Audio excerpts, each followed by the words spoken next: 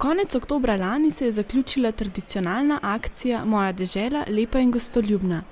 Projekt spodbuja gostoljubno in urejeno okolje, ki pripomore tudi k razvoju turizma. Letos so priznanja podeljevali v 22 kategorijah in Kamnik si je v kategoriji srednjih mest prislužil bronasto priznanje. Na odru Velenjskega kulturnega doma ga je prevzel kamniški podžupan Brane Golubović. Prehajamo v naslednjo kategorijo. V kategoriji srednjih mest smo. In tukaj tretje mesto prejme mesto Kamnik.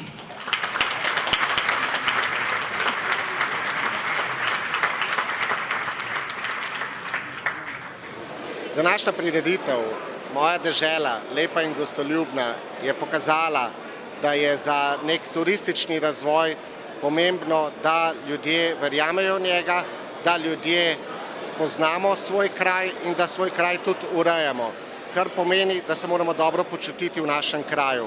Torej je jasno sporočilo, ki je bilo danes dano, to, da je kakovost bivanja pomembna tudi za razvoj turizma. Po njegovih besedah imajo pri tem veliko vlogo tudi turistična društva in delo Agencije za razvoj turizma in podjetništva. Kamnik pa je prejel tudi priznanje za sodelovanje na mednarodnem tekmovanju urejenosti mest in krajev Entente Floral 2009, ki ga je prevzela direktorica Agencije za turizem in podjetništvo, dr. Andreja Eržen. Na tekmovanju Entente Floral je Kamnik sicer prejel srebrno priznanje.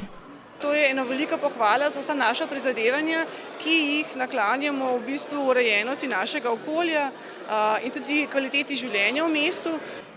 Nagrajencem je čestital tudi predsednik države dr. Danilo Türk, ki je častni pokrovitelj projekta Moja dežela, lepa in gostoljubna. Vsem nagrajencem pa posebej čestitam za to, da ste uspeli. In takih uspehov si v Sloveniji želimo še veliko. Verjamem, da jih bomo imeli in verjamem, da bo naš razvoj dober. Hvala lepa.